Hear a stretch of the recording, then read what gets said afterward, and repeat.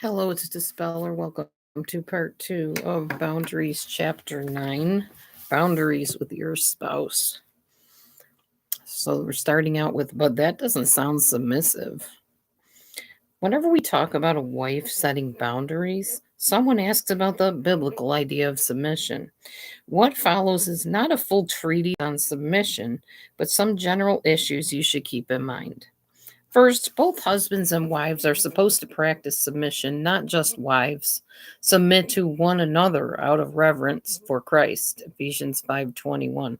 Submission is always the free choice of one party to another. Wives choose to submit to their husbands, and husbands choose to submit to their wives. Christ's relationship with the church is a picture of how a husband and wife should relate. Now, as the church submits to Christ, so also wives should submit to their husbands in everything. Husbands, love your wives just as Christ loved the church and gave himself up for her to make her holy, cleansing her by the washing with water through the word, and to present her to himself as a radiant church, without stain or wrinkle or any other blemish, but holy and blameless. Ephesians 5:24 through 27. Excuse me. Whenever submission issues are raised, the first question that needs to be asked is, what is the nature of the marital relationship?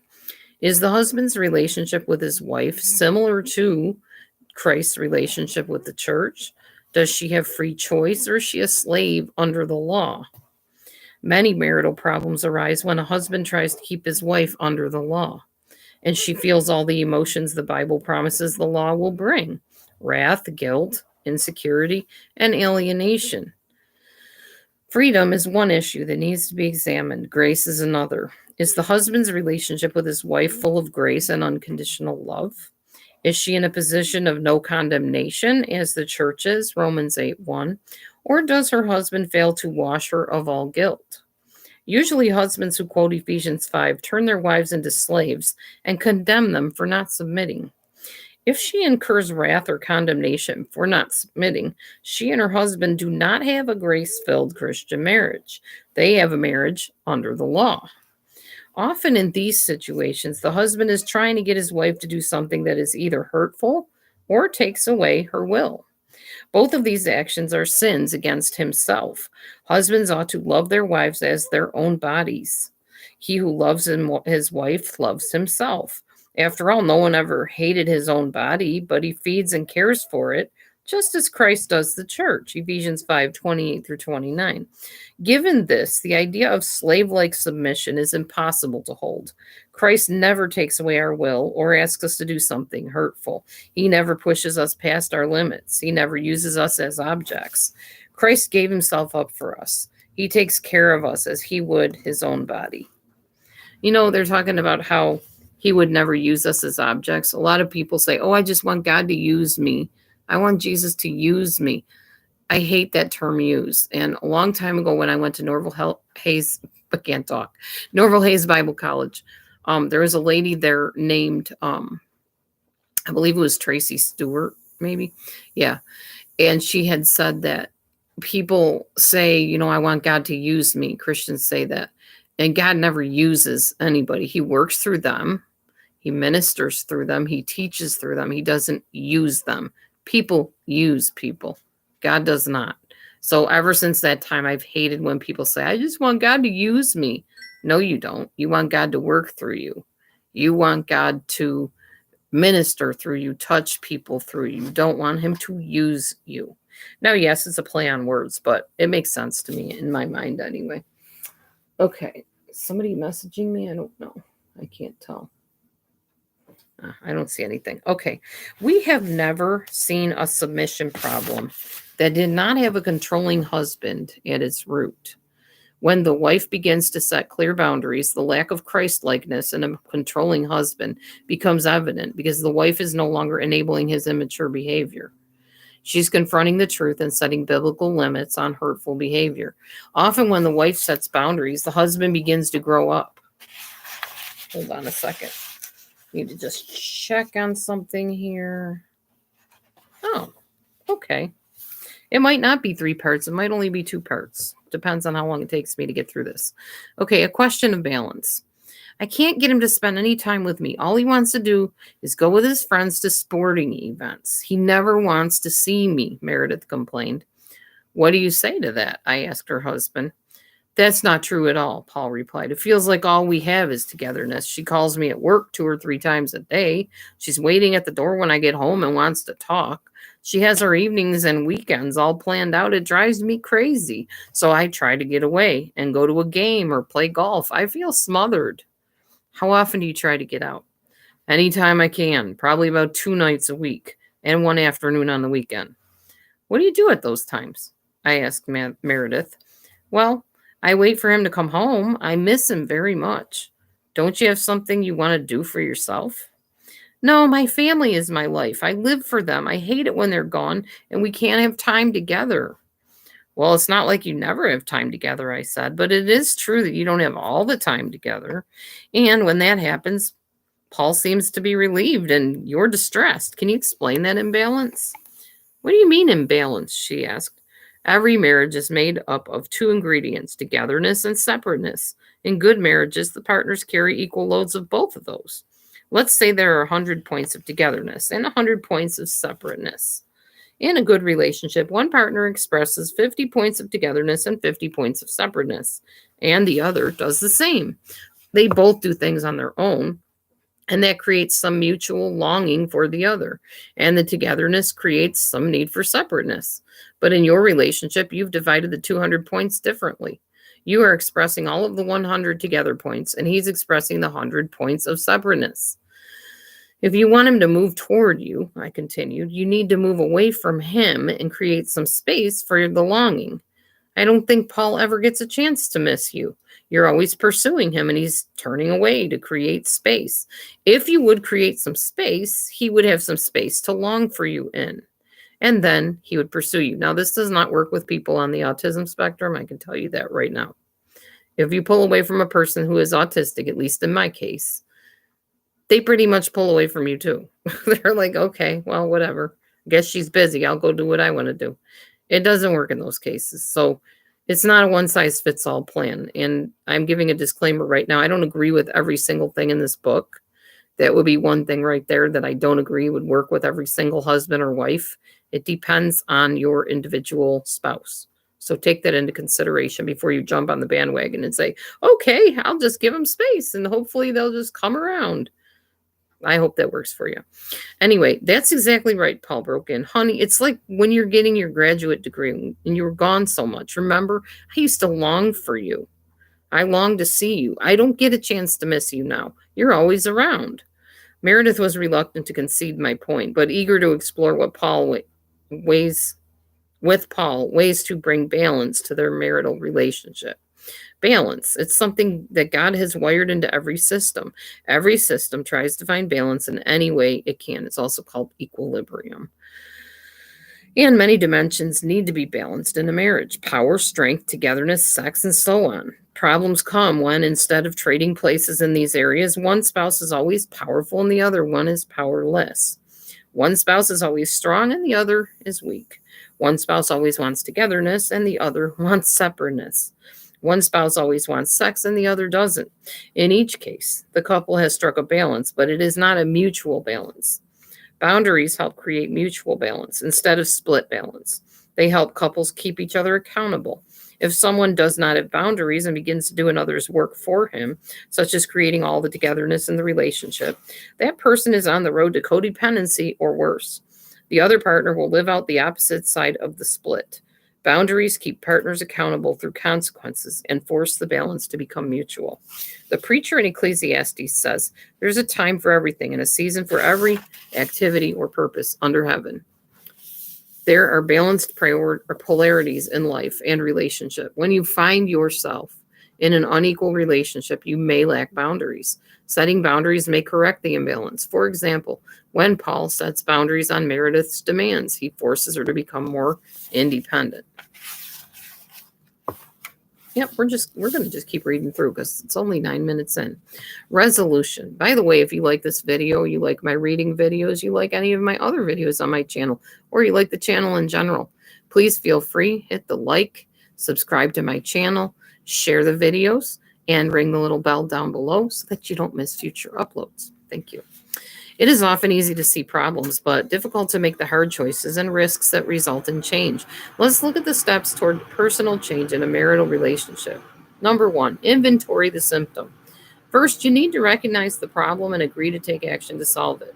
You will not resolve the problem by wishing. You need to own the problem, whether it be sex, discipline of the children, lack of togetherness, or unfair spending of money. 2, identify the specific boundary problem. One step beyond identifying the symptom is putting your finger on the specific boundary issue. For instance, the symptom may be that one person does not want sex. The boundary problem may be that this person does not say no often enough in other areas of the relationship, so that this is the one place she has some power. Or she may feel as if she does not have enough control in that arena. She may feel powerless. She may feel that her choices are not honored. Number 3, find the origins of the conflict. This is probably not the first relationship in which this boundary issue has arisen. You probably learned to relate this way in a significant relationship in the family in which you grew up. Certain fears that were developed in the relationship are still operative. It's called your family of origin issues, if you want to do some research on that. I'll try to post a video on family of origin. I don't think I've ever done one before, so I'll just post a different one. You need to name these original issues. You may need to stop confusing your parent with your spouse. No other relationship repeats parental conflicts more often than the marriage relationship. Number 4, take in the good. This step involves establishing a support system. Remember, boundaries are not built in a vacuum. We need bonding and support before we build boundaries. The fear of abandonment keeps many people from setting boundaries in the first place. For this reason, establish a support system that will encourage boundary setting in your marriage. I can tell you something. I'm going to stop right here for a second. Anytime I have suggested that I have boundaries in a relationship to somebody that I was involved with, like, I don't know, a friend or whatever, and they have balked at it and said, no, I don't need boundaries, or I don't want boundaries, or what are you talking about boundaries? I hate the word. It turned out, A, they did not have boundaries of their own, and B, they had abandonment issues and rejection issues. So if somebody resists your boundaries when you say, look, we need to establish a balance here, we need to talk about boundaries, and they start freaking out and reacting in anger, or just like, no, I don't want to do that, and they're resistant, chances are they don't have boundaries, they don't know how to respect boundaries, and they have abandonment and rejection issues. I almost guarantee it 99% of the time out of 100. That's the case. Because every relationship needs boundaries. This may be a codependency group, Al-Anon, a therapist, a marriage counselor, or a pastor to learn to set boundaries. Do not set boundaries alone. You have not set boundaries because you're afraid. The only way out is through support. And if one can overpower him who is alone, 2 can resist him. A cord of 3 strands is not quickly torn apart. Ecclesiastes 4:12. Boundaries are like muscles. They need to be built up in a safe support system and allowed to grow. If you try to shoulder too much weight too quickly, your muscles may tear or be pulled. Get help. Number 5, practice. Practice new boundaries in safe relationships in which people love you unconditionally. Tell a good friend no when you can't do lunch, or let her know when your opinion differs from hers, or give something to her without expecting anything in return. As you practice setting limits with safe people, you will begin to grow in your ability to set limits in your marriage. Say no to the bad. Put limits on the bad in your marriage. Stand up to abuse. Say no to unreasonable demands. Remember the parable of the talents. There was no growth without risk and a facing up to fear. Being successful is not as important as stepping out and trying. Number 7, forgive. To not forgive is to lack boundaries. Unforgiving people allow other people to control them. Setting people who have hurt you free from an old debt is to stop wanting something from them. It sets you free as well. Forgiving can lead to proactive behavior in the present instead of passive wishes from the past. I want to do a little adjunct here, if you will. Forgiveness. It's a big hot topic, especially on the internet as of late, because there's so much offending going on. There has to be an equal amount of forgiving that's expected. If you are looking to forgive a narcissist or forgive an abuser, it's going to be harder. I'm not saying you never will. I'm not saying you shouldn't. But you need to realize that it's okay to embrace all of the anger, all of the angst, all of the rage, as long as you don't act on it in an unhealthy way. And feel all those things. There's no rush to forgive someone who has done excruciatingly tormenting, awful things to you. God understands. You will forgive in time. As long as you start releasing that anger and that hatred and the resentment and revenge gradually, eventually you will get to a point, most likely, where you can forgive. And people have told me, well, so-and-so says I don't need to forgive. Like maybe, I don't know, a counselor or somebody tells them that. It's not for the other person. It really isn't. It's for you. Because when you hold on to resentment, when every time you think of that person that hurt you or harmed you or hurt somebody that you love or did worse than that, and you just come up with this anger and this bitterness, it starts affecting your health. It starts eating away at you. It doesn't bother the other person that you don't like them or hate them. They probably don't care. But for your sake, what forgiveness means at that point is just basically you let it go. It's not that you're saying they're not guilty, because they are. And they should pay in every extent, like if it's a law thing or whatever. But it's a way of you saying, you know what, I'm not going to wait around forever for this to be fixed. I'm not going to wait for them to come to me and say they're sorry, because they probably won't mean it anyway, and I won't believe them, and I'm not sure if I would believe them. And they're probably not going to change. So forgiveness is more like saying, I forgive you. In other words, you don't owe me anything. I don't want anything to do with you, but you don't need to come back here and tell me you're sorry. Whether that means because you don't believe them or won't believe them, or just because it doesn't matter. You're just going to move on. You have to move on for your own sake. So forgiveness is important, but don't push it. You will get to that point if you're going to get to that point. Just wanted to say that. Become proactive. Instead of allowing someone else to be in control, figure out what you want to do, set your course, and stick to it. Now, only in a safe environment, of course. Decide what your limits are, what you will allow yourself to be a party to, what you will no longer tolerate, what consequences you will set. Define yourself proactively, and you will be ready to maintain your boundaries when the time comes. Number 9, learn to love in freedom and responsibility. Remember the goal of boundaries, love coming out of freedom. This is the true self-denial of the New Testament. When you are in control of yourself, you can give and sacrifice for loved ones in a helpful way instead of giving in to destructive behavior and self-centeredness. This kind of freedom allows one to give in a way that leads to fruit. Remember, no greater love has anyone than to lay down his life for his friends. This is to live up to the law of Christ, to serve one another. But this must be done out of freedom, not boundaryless compliance. Setting and receiving firm boundaries with your spouse can lead to a much greater intimacy.